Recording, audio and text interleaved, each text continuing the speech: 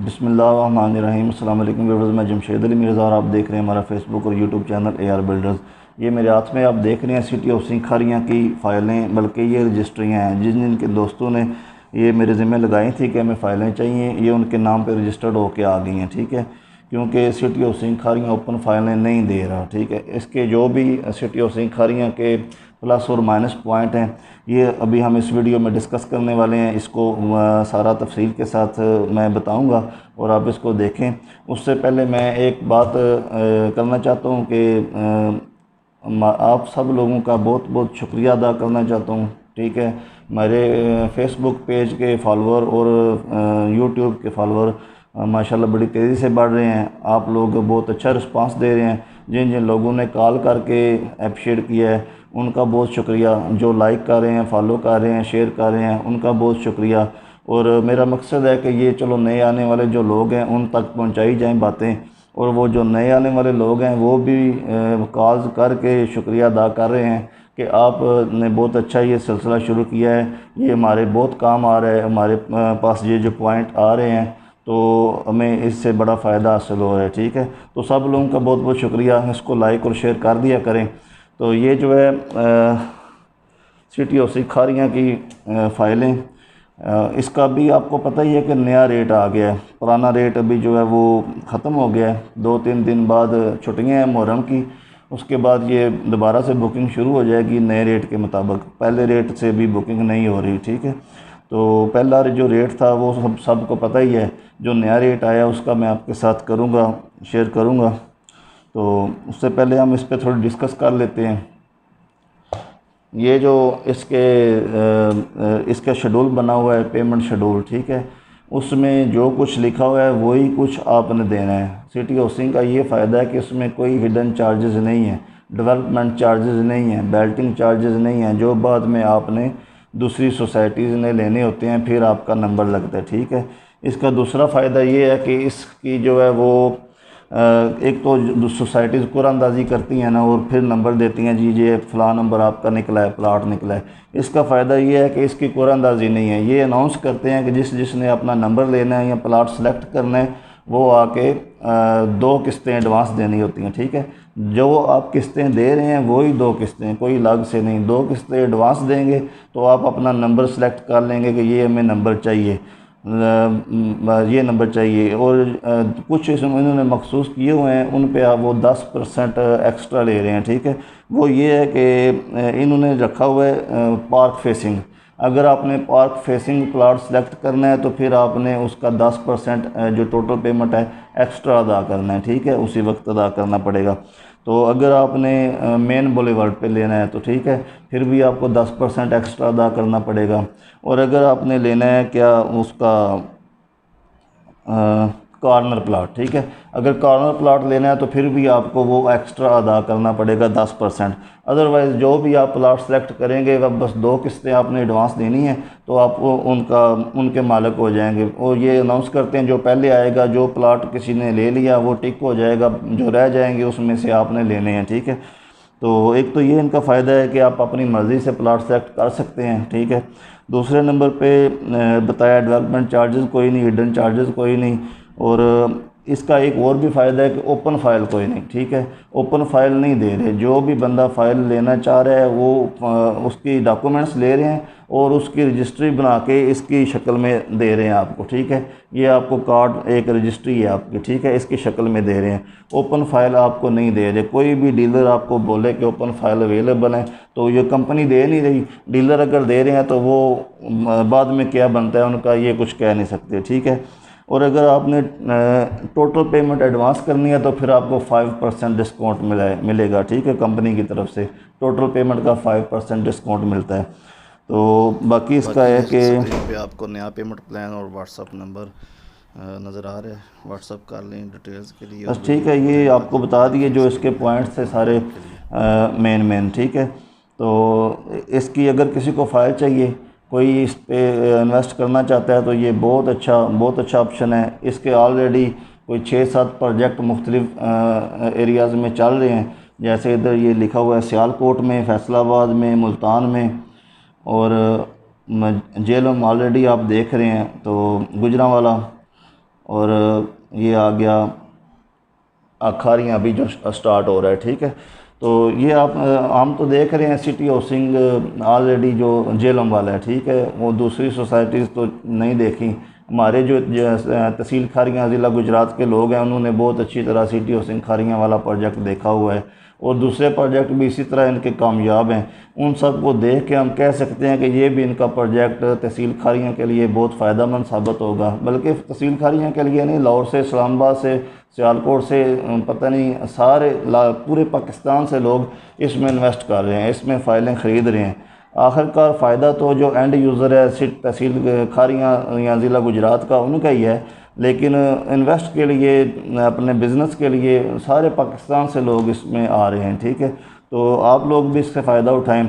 जिसको इसके मतलब मज़ीद मालूमात चाहिए, ये फ़ाइल किसी को चाहिए जिसने अपना ये लेनी हो 5 मरला, 7 मरला, 10 मरला, 1 कनाल, ठीक है, तो बिला झिझक रब्ता कर सकता है। मैं वीडियो पे अपना नंबर दे दूंगा, वैसे भी पेज पे भी नंबर है, यूट्यूब पे भी नंबर आपको मिल जाए। अच्छा, इसमें एक मसला ये है कि आप जो फ़ाइल ख़रीद रहे हैं, आपके नाम पे लग रही है, रजिस्टर्ड हो रही है, वो आप अभी फौरी तौर पे सेल नहीं कर सकते, ठीक है। ये इसमें मेन मसला है, क्योंकि बाज़ लोग इन्वेस्ट करते हैं, इतनी कर देते हैं कि वो चलो जिस वक्त ज़रूरत पड़ी 2 दिन बाद, 4 दिन बाद, 6 दिन बाद, रेट कुछ ना कुछ बड़ा ही होगा, सेल कर देंगे। ओपन फाइल ना होने का ये नुकसान है कि ये आप सेल नहीं कर सकते। तब तक सेल नहीं कर सकते जब तक ये आपका प्लाट का नंबर आपको ना मिल जाए। आपको वो प्लाट ना, जब नक्शा आ जाएगा, नक्शा आए उसके ऊपर आपको नंबर मिल जाए, ये फ़लाँ नंबर आपका प्लाट है, उस वक्त आप सेल कर सकते हैं। तब तक आप ये ट्रांसफ़र नहीं कर सकेंगे। ये पहले सोच के इन्वेस्ट करें, ठीक है। उतनी इन्वेस्ट करें जो आप 6 महीने, 8 महीने या 1 साल, ठीक है, आपको अगर रुकना पड़ जाए तो आप इसको रोक के रखें, ठीक है, क्योंकि ये आप ट्रांसफ़र नहीं कर सकेंगे जब तक आपको प्लाट का नंबर ना मिले। और प्लाट का नंबर मिलने के जो चांस हैं वो 3 महीने भी लग सकते हैं, 6 महीने भी लग सकते हैं, 8 भी लग सकते हैं, 1 साल भी लग सकता है, ठीक है। ये इसका एक है मसला, ठीक है। अगर आपने इन्वेस्ट करनी है तो उस हिसाब से करें कि ये कम अज़ कम 6 महीने, 8 महीने आप इसको दोबारा सेल नहीं कर सकते, ठीक है। ये इसका एक पॉइंट है जो थोड़ा सा माइनस भी कह सकते हैं और बाकी नेगेटिव पॉइंट कह सकते हैं, या ये अच्छा भी इसको कह ही सकते हैं, क्योंकि ये जो ज़्यादा होता है ना, ये कह लें मिसमैनेजमेंट होती है, गंद होता है, ये रश होता है, ये इसमें ख़त्म हो गया है, ठीक है। इसमें वही हैं जो सही बंदे, सही इन्वेस्टर, सही पेटेंट बंदे काम करना चाहते हैं, सही बिजनेसमैन है, इसमें वही बंदे इन्वेस्ट कर रहे हैं, ठीक है। और बाकी दूसरा मसला इसका ये है कि ये ग्रैंड सिटी के अपोजिट साइड पे है, सब लोगों को पता ही है। उधर ऑलरेडी पहले इसी जगह पे गॉफ सिटी था, उनसे नहीं काम चला, ये भी सिटी हाउसिंग ने ख़रीदा है प्रोजेक्ट, ठीक है। तो इनका भी ऐसे टिकटों की तरह सारी फाइलें बिक गई हैं, ठीक है। और बुराक सिटी भी है, और भी प्रोजेक्ट्स हैं, वो उस तरह डेवलप नहीं हो रहे जिस तरह अपना new metro city, city housing या ग्रैंड सिटी में काम चल रहे हैं, ठीक है।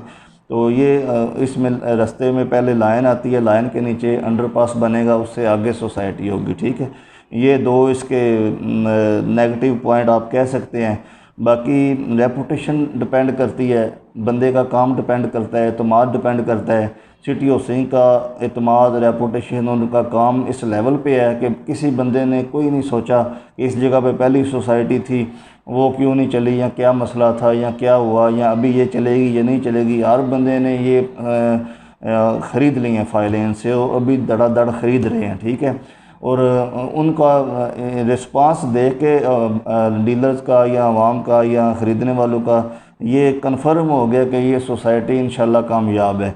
क्योंकि अगर ना पैसे जमा होते, ना इनको रिस्पांस मिलता, ना फाइलें बिकती, तो फिर ये कह सकते थे कि ये सोसाइटी पता नहीं कामयाब होती है या नहीं होती। पहले भी इधर गॉफ सिटी थी, वो कामयाब नहीं हो सकी।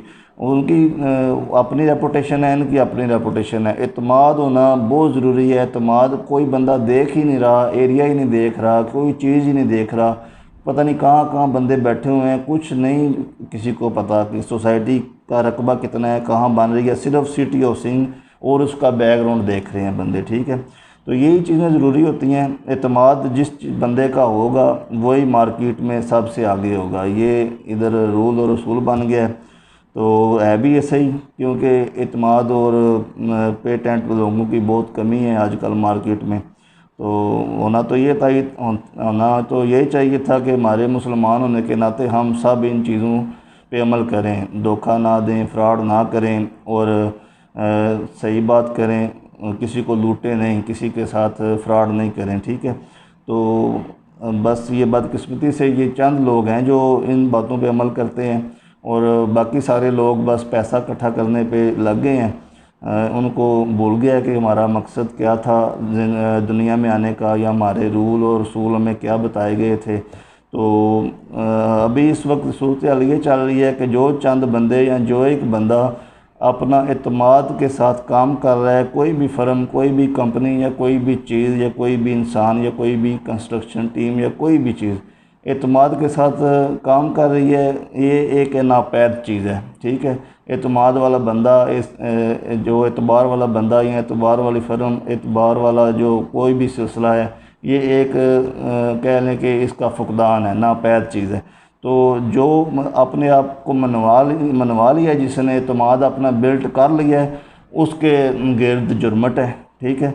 उसकी वैल्यू है, रेपुटेशन है, उसके साथ उसके आसपास कस्टमर हैं, सब कुछ है, उसको बारी नहीं आती। तो यही सिलसिला है कि सबको जो भी काम कर रहे हैं, किसी भी फील्ड में काम कर रहे हैं, अपना एतमाद बनाना चाहिए, किसी को धोखा नहीं देना चाहिए, किसी के साथ फ्रॉड नहीं करना चाहिए। ठीक है। एतमाद बन जाए तो फिर आप कहीं भी हों, सब कुछ आपको मिल जाता है उधर ही बैठे हुए, और लोग भी आपको मिलते हैं और सारी अपॉर्चुनिटीज़ भी आपको मिलती हैं। तो ये बहुत ज़रूरी चीज़ है। दुआओं में याद रखिएगा। जज़ाकल्लाह, बहुत शुक्रिया।